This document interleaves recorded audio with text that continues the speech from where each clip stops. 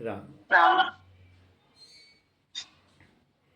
गुरुर्ब्रह्मा गुरुर्विष्णु गुरुर्देवो महेश्वरः, गुरु साक्षात् परब्रह्म तस्मै श्री गुरुवे नमः। अखण्डमण्डलाकारं व्याप्तं येन चराचरं, तत्पदं दर्शितं येन तस्मै श्री गुरुवे नमः।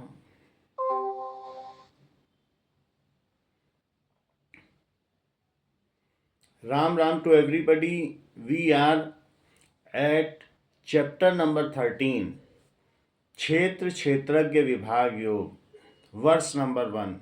Lord Krishna says,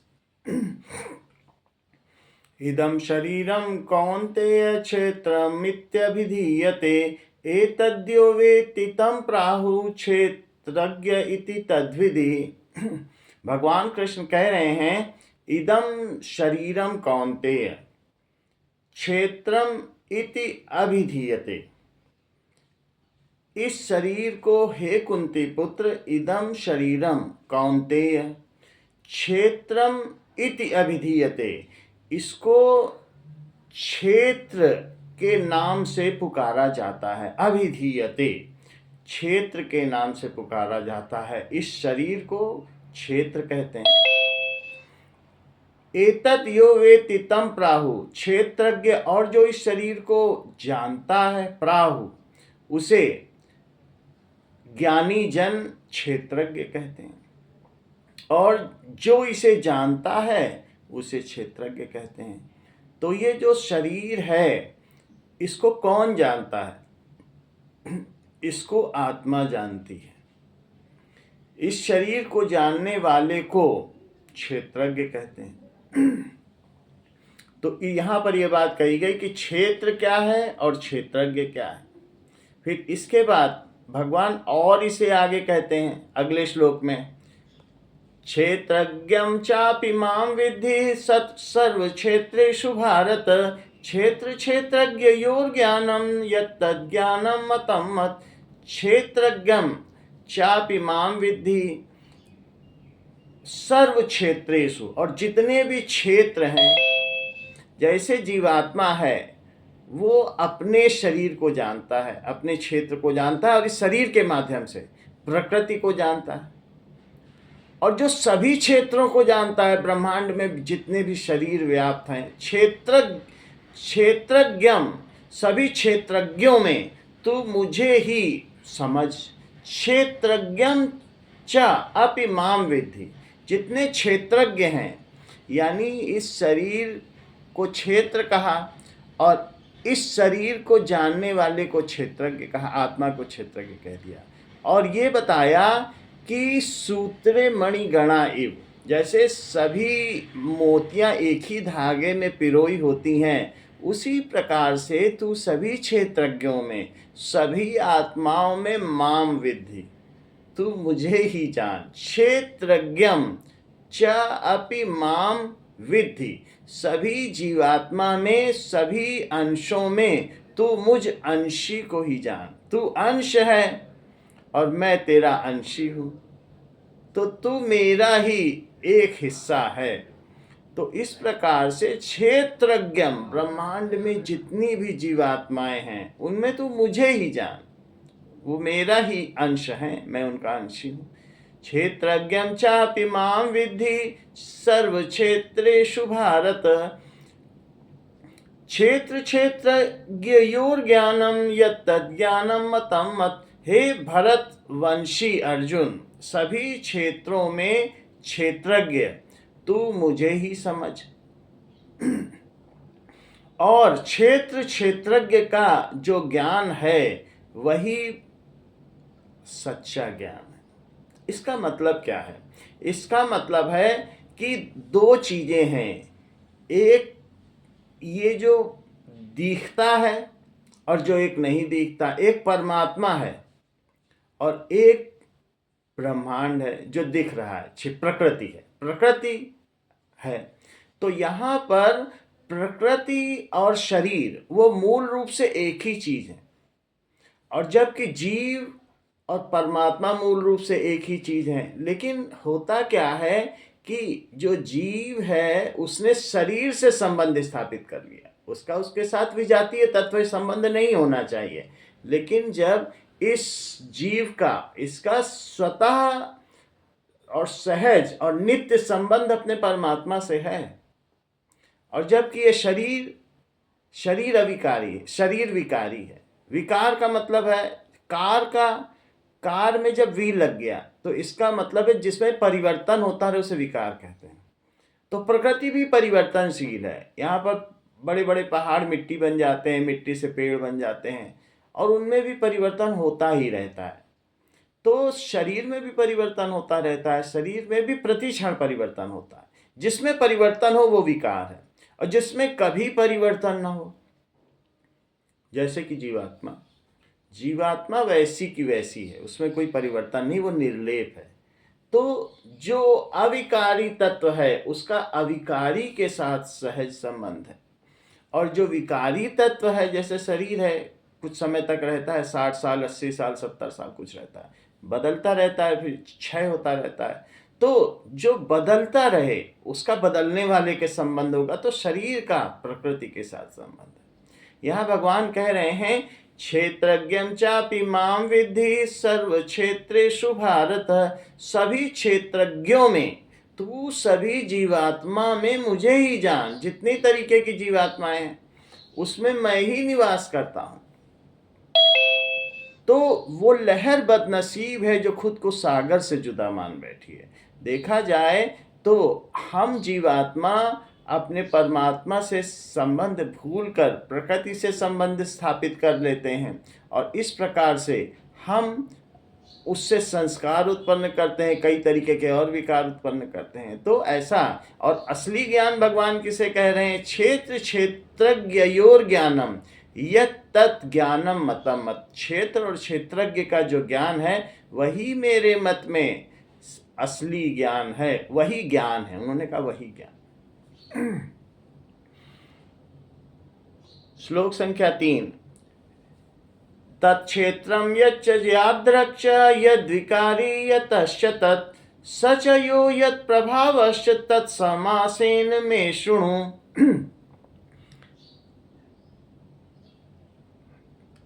तत्क्षेत्रम यच्च याद्रक्ष, यह जो तत्क्षेत्रम, क्षेत्र वह है, क्षेत्र की हमसे दूरी है। क्षेत्र का मतलब शरीर, ये क्षेत्र है, और इस क्षेत्र को जो जानता है वो क्षेत्रज्ञ है। तो तत्क्षेत्रम, इससे दूरी है इसलिए उन्होंने तत् कहा। यह जो शरीर है, और यादृक्ष, और जैसा शरीर है, यद विकारी च, और जिन विकारों वाला ये शरीर है। विकारों वाला कहा। विकारों वाला क्या? विकार का मतलब कोई ऐसा गंदगी से नहीं मतलब है, विकार है ऐसा नहीं है। विकार का मतलब है कार एक मूल धातु रूप है और उसमें वी लग गया है, तो वी लग जाने का मतलब है परिवर्तनशील। तो ये शरीर परिवर्तनशील है, हर क्षण बदलता रहता है। अभी जैसा है एक क्षण बाद वैसा नहीं रहेगा। तो ये नित्य परिवर्तनशील है, यद्यपि हमको भासता नहीं है, लेकिन ये परिवर्तनशील है, इसीलिए इसे विकारों वाला कहा। तत्क्षेत्रम यच्च यादृक्ष यत् विकारी चयत, तो ये जो क्षेत्र है और जैसा है और जिन विकारों वाला है, यच्च यादृक्ष, और जो जैसा भी है, और जो क्षेत्रज्ञ है और जिस प्रभाव वाला है। अब वह तू संक्षेप में मुझसे सुन, यानी क्षेत्र क्या है और क्षेत्रज्ञ क्या है। भगवान ने तो पहले बताया कि इनका जो ज्ञान है क्षेत्र और क्षेत्रज्ञ का वही वास्तविक ज्ञान है, और सभी क्षेत्रज्ञों में तू मुझे ही जान। जितनी भी जीवात्माएं हैं उनमें मैं ही निवास करता हूँ। सूत्रे मणि गणाइव, सभी में मैं ही हूँ। तो ये भी बता दिया। अब भगवान बता रहे हैं कि क्षेत्र क्षेत्रज्ञ विभाग योग इस चैप्टर का नाम है। तो भगवान बता रहे हैं वास्तव में क्षेत्र है क्या और क्षेत्रज्ञ क्या है, इसको तत्वतः इसका मतलब क्या है, इसके बारे में भगवान कह रहे हैं। यच्च प्रभाव, क्षेत्रज्ञ का क्या प्रभाव है, क्षेत्र का क्या विकार है, वो भी भगवान बताएंगे। विकार का मतलब उसमें परिवर्तन क्या होता है। और क्षेत्रज्ञ का क्या प्रभाव है। जो अमिट रहे उसे प्रभाव कहते हैं, कहा जाता है प्रभाव छोड़ दिया, अमिट हो। तो क्षेत्रज्ञ का क्या प्रभाव है वो भी मुझसे सुन, और क्षेत्र का क्या विकार है वो भी मुझसे सुन।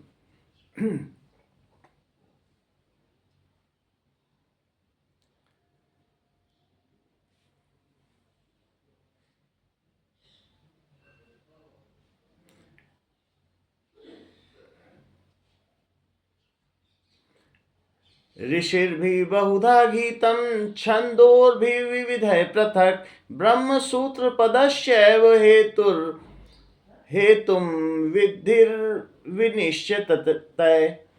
ऋषिर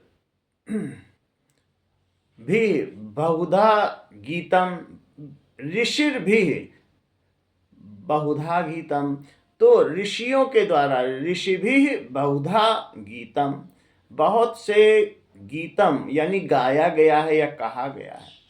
तो ऋषियों के द्वारा इस क्षेत्रज्ञ के विषय को बहुत तरीके से गाया गया है, समझाया गया है। छंदों भी, छंदों के माध्यम से, विविधय पृथक, बहुत सारे छंदों के माध्यम से, श्लोकों के माध्यम से। छंदों का मतलब है यहाँ वेदों की ऋचाएं, जो वेदों में लिखे गए श्लोक हैं उनके माध्यम से भी कहा गया है। और विभाग पूर्वक कहा गया है कि क्षेत्र के क्या विभाग हैं और क्षेत्रज्ञ के क्या विभाग हैं। सो विविधय पृथक, विभाग पूर्वक कहा गया है। हेतुम मध्य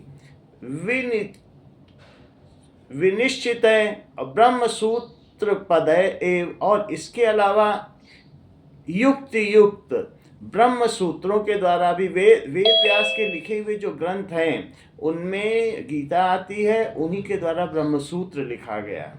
तो ब्रह्म सूत्रों में भी ये बताया गया है, क्षेत्रज्ञ का विस्तार से वर्णन किया गया है। तो भगवान बताते हैं कि ब्रह्म सूत्रों में, उपनिषदों में और गीता में तो वर्णन है ही, यही 3 मुख्य ग्रंथ हैं जिनमें भगवान के बारे में जानकारी मिलती है। तो इन ब्रह्म सूत्र में, उपनिषदों में, उपनिषद का मतलब है जो गुरु के पास बैठकर शिष्य ज्ञान प्राप्त करे। उप यानी पास और निषद यानी बैठना। तो पास बैठ के जो ज्ञान श्रुतियों के माध्यम से सुन के प्राप्त किया गया उससे बनी उपनिषद। तो इन तीनों में तो भगवान कह रहे हैं कि कहाँ कहाँ है ये ज्ञान, ब्रह्म सूत्र में है और साथ में ये गीता में तो अभी बता ही रहे थे, तो वहाँ पर ये बात कही गई। गीता तो उसी समय कही जा रही है।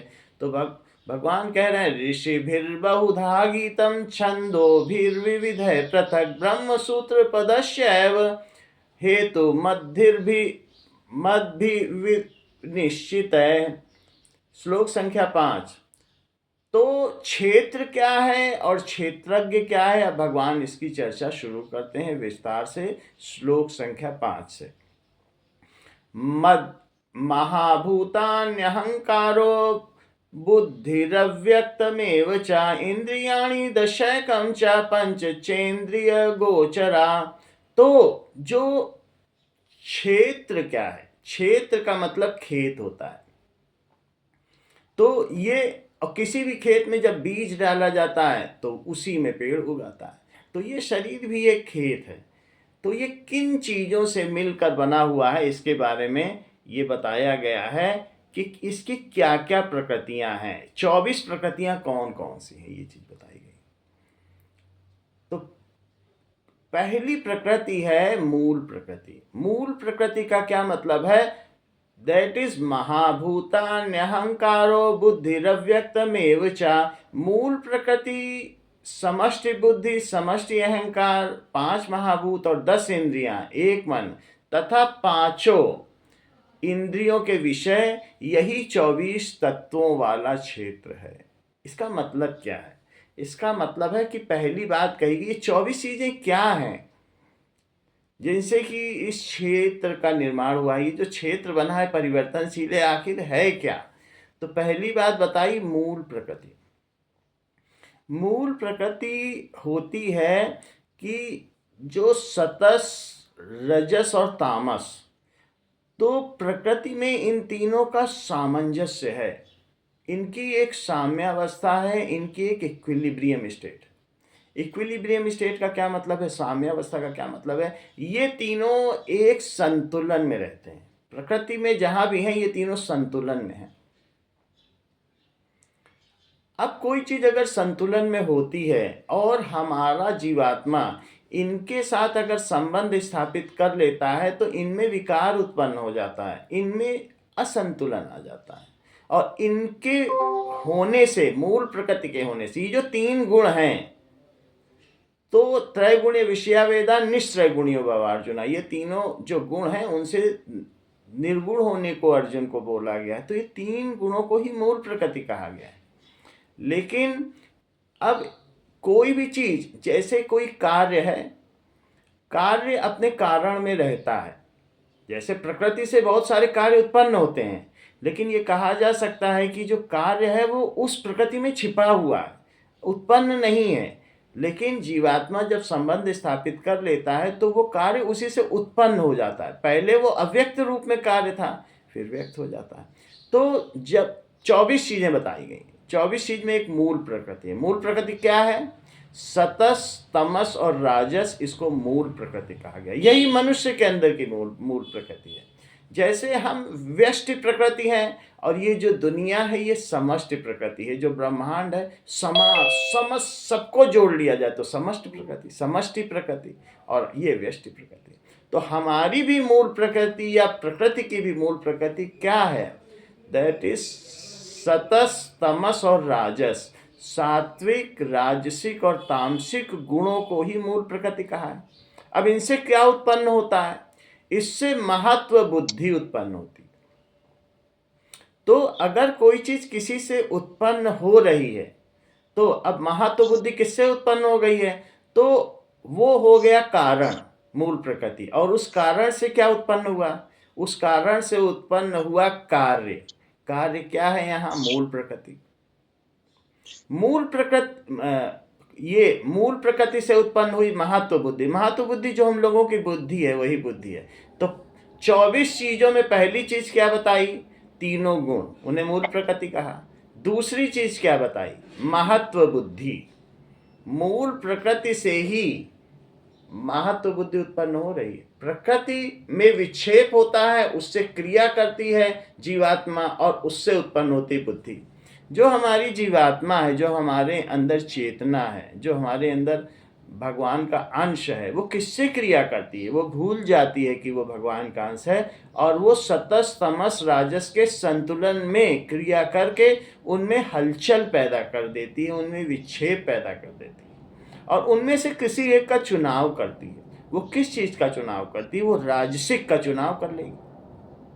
जैसे हमारे संस्कार होंगे, जीवात्मा के पिछले लिपटे संस्कार होंगे, वो राजसिक का कि भाई हमें बहुत आराम करना है, बहुत सुख चाहिए, तो ऐसा वो चुनाव कर लेती। कुछ ऐसे हैं कि नहीं, दूसरे को दुख देना है, दूसरे को अधिक से अधिक कष्ट देना है, वो तामसिक का कर लेते हैं। और कुछ के बहुत अच्छे संस्कार होते हैं कि नहीं, कल्याण करना है, किसी न किसी का तो चुनाव कर लेते हैं।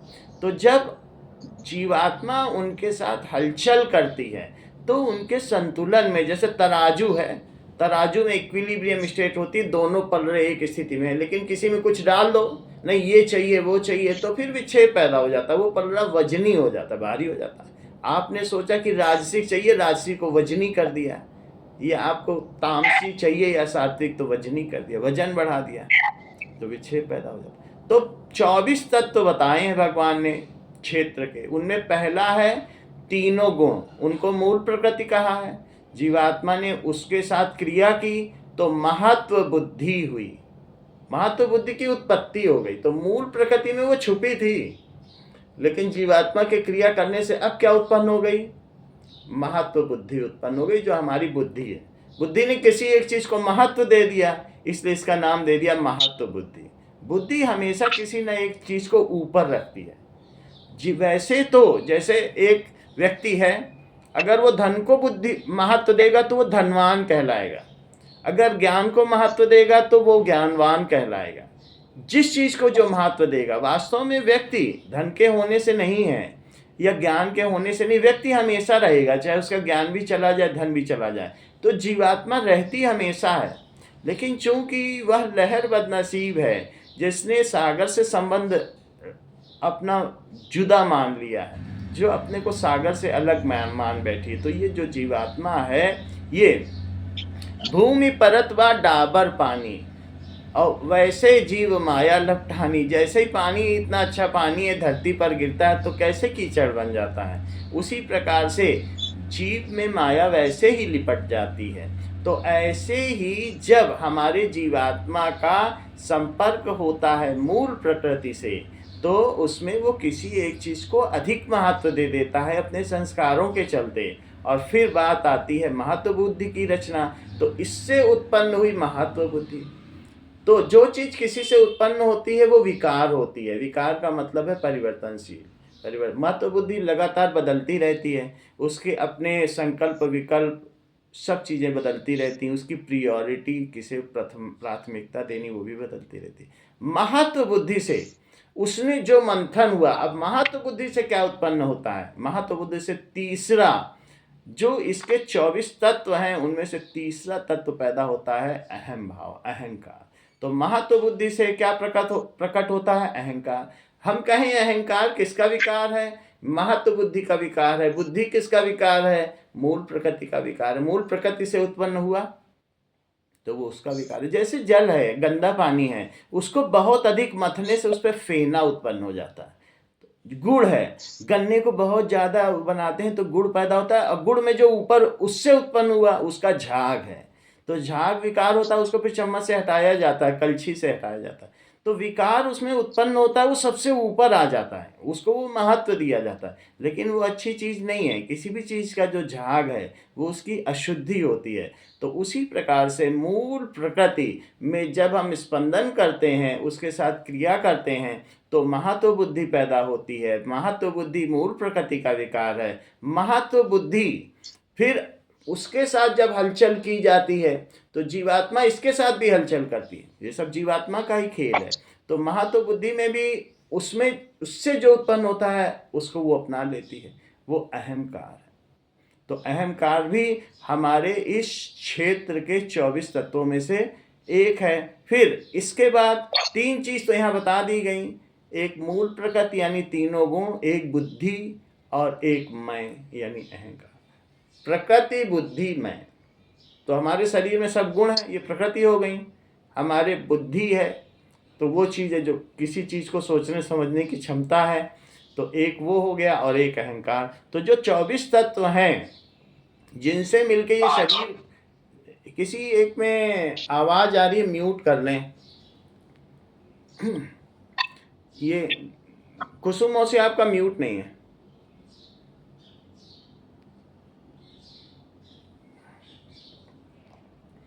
अच्छा, अब इसके बाद तीन तत्व तो बता दिए गए, 24 तत्व के तीनों संस्कार हो गए, महत्व बुद्धि यानी बुद्धि हो गई, और अहंकार हो गया। इसके बाद क्षिति जल पावक गगन समीरा, कहा गया पंच रचित यह शरीर है।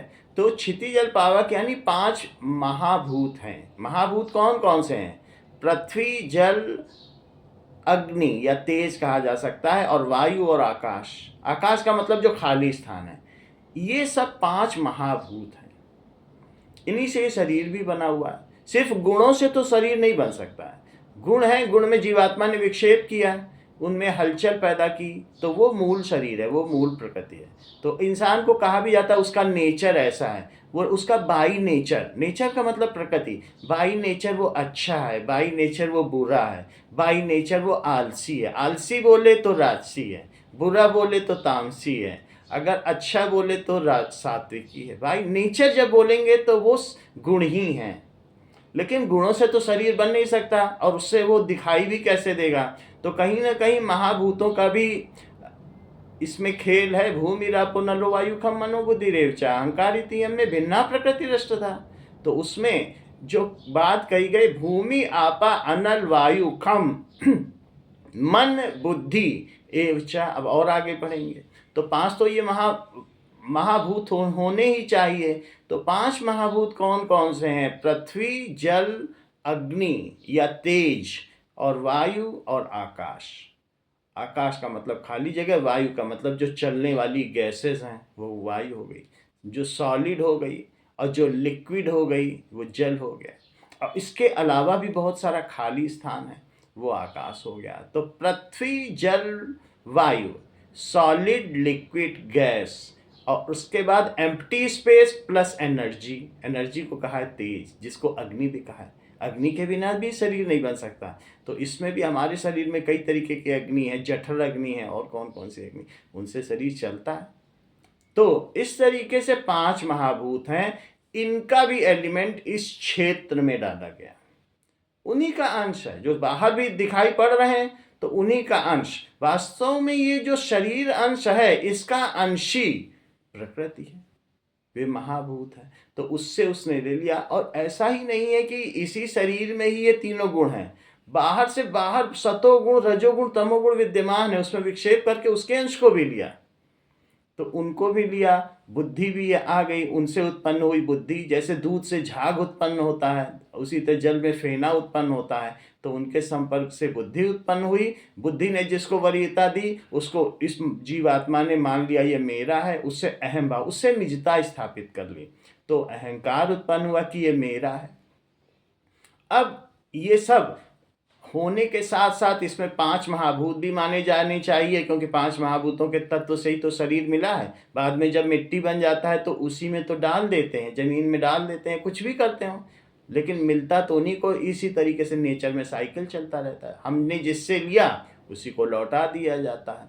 तो 5 महाभूत हो गए। अभी तक कितनी चीजें हो गई हैं? अभी तो एक मूल प्रकृति हो गई है जो कि 3 संस्कार हैं, त्रिगुण, और दूसरी चीज हो गई बुद्धि, तीसरी चीज हो गई अहंकार। अब इसके आगे 5 और जुड़ गए। कौन कौन से? क्षिति जल पावक गगन समीरा, 5 और जुड़ गए, तो 5 3 8 हो गए। अब आगे देखें तो 5 महाभूत तो यही हो गए। अभी हमें 24 चीजें देखनी, 8 तो हो ही गए। इसके अलावा 10 इंद्रियां वो भी शरीर में है। 5 ऐसी इंद्रियां हैं जो ज्ञान इंद्रियां हैं, और 5 ऐसी इंद्रियां हैं जो कर्म इंद्रियां हैं।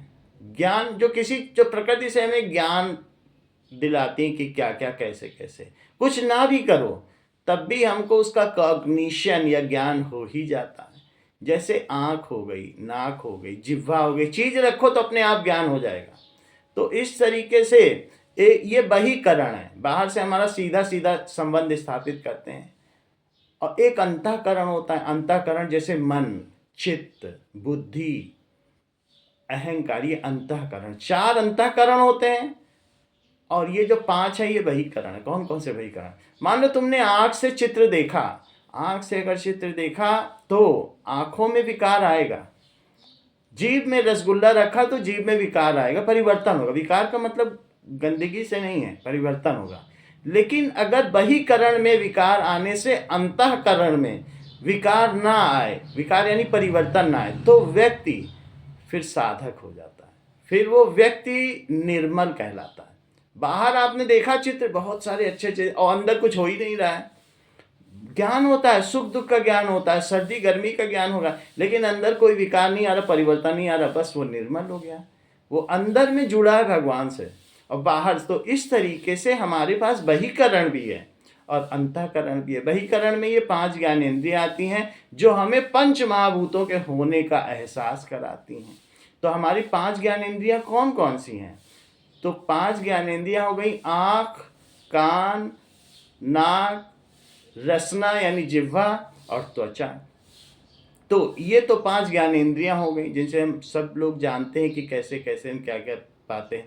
5 कर्मेंद्रियां भी हैं, हाथ, पैर, बोलने की शक्ति, तीसरी चीज हो गई, और चौथी चीज हो गई मल द्वार, और 5वीं चीज हो गई उपस्थ, गुदा द्वार और उपस्थ। उपस्थ का मतलब है कि प्रजनन करने की शक्ति। तो 5 हमारी कर्म इंद्रियां हो गई, हाथ पैर। इसके अलावा बोलना, तो बोलना भी है, तो उसमें रेगुलेट होता है। हमारी जीभ कहीं टच होती है, कहीं होंठ मिलते हैं, कहीं तालू पे टकराता है, तो कहीं पीछे से कंठ से आवाज़ आती। तो ये पूरी क्रिया है, जो हम बोलने की कुशलता है, वो भी एक कर्म है। तो हाथ पैर मुंह, और इसके अलावा उपस्थ और गुदा, तो 10 तो ये हो गए। देखिए 10 तो हो गई हमारी 5 ज्ञानेंद्रियां, 5 कर्मेंद्रियां, 5 महाभूत, 15 तो यही हो गए। 5 क्या हो गई? ज्ञानेंद्रियां। 5 क्या हो गई? कर्मेंद्रियां, हाथ पैर। 5 क्या हो गए? महाभूत। और फिर और 5 क्या हुए? और 5 हुए ये जो 5 अलग अलग इनके विषय हैं, तो इनके विषय कौन कौन से हैं? इनके जो इंद्रियों के द्वारा गोचर होते हैं, गोचर का मतलब दिखाई देते हैं। तो क्या दिखाई देता है? जैसे आँखों के द्वारा दृश्य दिखाई देता है, तो इनके जो विषय है, और इसी तरीके से जिह्वा के द्वारा स्वाद होता है, नाक के द्वारा गंध होती है, तो रस गंध स्वाद, इसी तरीके से त्वचा के द्वारा स्पर्श होता है, तो आँख कान नाक, और ध्वनि कान के द्वारा। तो ये उनके 5 विषय हैं। तो 5 इंद्रियां अपने अपने विषयों के लिए बार बार पंच महाभूतों में, जो प्रकृति में महाभूत है, उसमें मंथन करती रहती हैं। आँख सोचती कि मुझे अच्छा दृश्य दिख जाए, वो क्रिया करती रहती है, और मथ मथ के उससे कुछ झाग निकालती है, फेना निकालती है, तो उससे उसमें विकार हो जाता है। तो जब भी कहीं पर भी जब आप किसी से क्रिया करेंगे, तो वो कारण है, प्रकृति कारण है, और कारण से वो आँख, ये इंद्रिय है, तो इसका अपना काम, इसको एक ड्यूटी मिली है, वो उनसे क्रिया करती रहेगी और उनसे कुछ ना कुछ अपने मतलब की चीज़ निकाल लेगी। नाक अच्छा गंध ढूंढेगी, कान अच्छे संगीत को सुनना चाहेंगे। तो 5 हो गई ज्ञानेंद्रियां, 5 हो गई कर्मेंद्रियां, 5 हो गए इंद्रिय गोचर, जो उनके तत्व हैं विषय। तो 5 विषय हो गए। दिखना, अच्छा दृश्य विषय है उसका। आंखों का विषय क्या है? तो दृश्य, रूप, रस, गंध, ध्वनि, स्वाद, ये सब इनके विषय हैं 5 इंद्रियों के। तो पूरे हो गए 20। 5 महाभूत, 5 ज्ञानेंद्रियां, 5 कर्मेंद्रियां, और 5 इंद्रियों के विषय। 20 के अलावा 24 होते हैं। तो एक हो गई मूल प्रकृति। अब ये 21वां है, 20 तो ये हो ही है। 21वां है मूल प्रकृति। मूल प्रकृति का क्या मतलब है? कि हमारे अंदर संतुलन तो बिगड़ गया। प्रकृति में तो तमस राजस सतस तो सब संतुलित थे, लेकिन जीवात्मा ने जब उससे क्रिया करी तो संतुलन बिगड़ गया। तो अब हमारे अंदर क्या स्थापित है? हमने किसको प्रमुखता दी है? उनका कैसा विसंतुलन है, वो इंसान की मूल प्रकृति कहलाती है। तो 21वां हो गया प्रकृति। प्रकृति कारण है, और उससे उत्पन्न होने वाली महत्व बुद्धि, एक 22वां तत्व हो गया। महत्व बुद्धि को बुद्धि कहें। इसमें जो इसका ऊपरी स्तर विवेकनी बुद्धि है, वो भगवान की तरफ जाता है, और एक सांसारिक बुद्धि है, वो संसार की ओर जाती है, और हम इन्हीं के बीच में ऑसिलेट करते रहते हैं, यानी ऊपर नीचे आंदोलित होते रहते हैं। तो जो भी हो, साधक दोनों स्थितियों में आता जाता रहता है। महत्व बुद्धि हो गई। महत्व बुद्धि से क्या विकार उत्पन्न हुआ?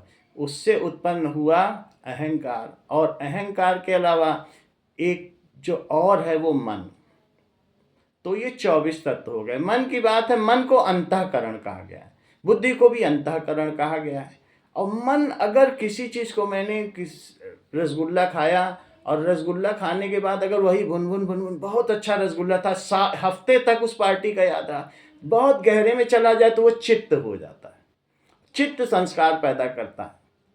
अंतःकरण तक ही ना पहुंचे तो सबसे अच्छी बात है कि खाया पिया, बहिकरण में विकार पैदा हो, अंतःकरण में ना हो, तो वो तो बिल्कुल निर्मल व्यक्ति है। और लेकिन अगर अंतःकरण में हो गया, और फिर वो भुन करता रह गया हफ्तों 10 दिन, नहीं ये होना चाहिए होना, तो वो फिर चित्त में चला जाता है। बहुत गहरे सोचने की चीज़ को चित्त कहते हैं। तो चित्त से संस्कार का निर्माण होता है। इसी चीज़ को अगले हफ्ते और विस्तार से बताएंगे, अभी समय हो गया है। श्री राम।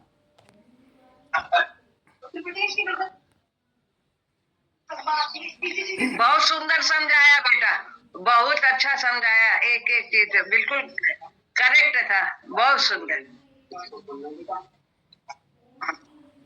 अभी कौन भजन बोला? उमा शुक्ला नवस्ता भजन बोलेंगे, कानपुर नवस्ता। तो आगे शिव कुमार, हम तो लिखते ही रह गए, तुम्हारे सब नोट्स बनाते रहे यहाँ पे बैठ के।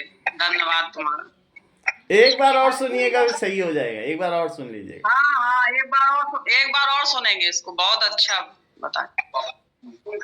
जैसे विद्यार्थी की तरह हम लोगों से पूछना पिछले सत्र में। हाँ, क्या पढ़ा, क्या समझा, बहुत ही अच्छी तरीके से चीजें बताई, आनंद आ गया, बहुत बढ़िया। चलिए, उमा बहन आपका स्वागत है। राजस्थान के डॉक्टर ने बड़ी लेकिन जब इसको बार बार रिपीट करेंगे तो दिमाग में बैठे। राम राम श्री राम।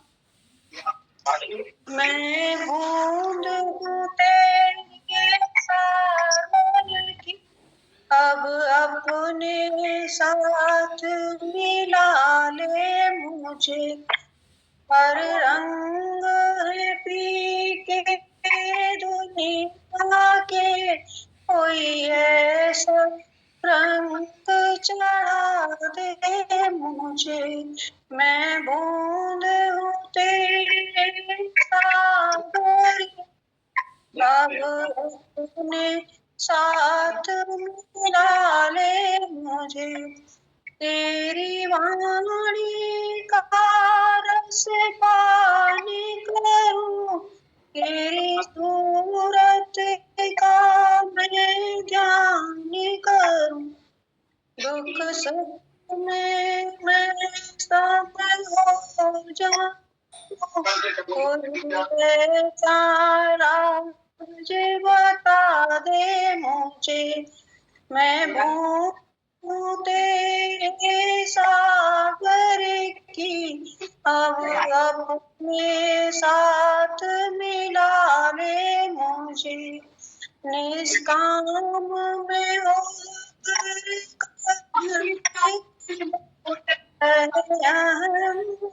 अपने कर्मों का हो जाऊंगा धन तेरा, कोई ऐसा ज्ञान करा दे मुझे।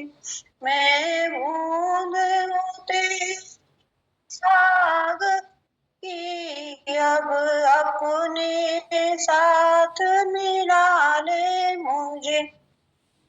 वो नाव कभी भी डोले ना, जिनके प्रभु आप सहारा बने। मेरी नैया के आपके भैया बनो, अब भव से पार लगाओ मुझे। मैं बूंद हूँ तेरे सागर की, मुझे अपने साथ मिला ले मुझे। राम राम श्री राम। राम राम। राम राम भैया सभी को। राम राम उमा, राम राम, बहुत अच्छा गाया। सर्वे राम राम। भवन्तु सुखिनः, सर्वे सन्तु निरामयाः, सर्वे भद्राणि पश्यन्तु मा कश्चित् दुर्भाग् भवेत्। न तोऽहं कामये राज्यं न स्वर्गं न पुनर्भवं, कामये दुःखतप्तानां प्राणिनामार्तनाशनं।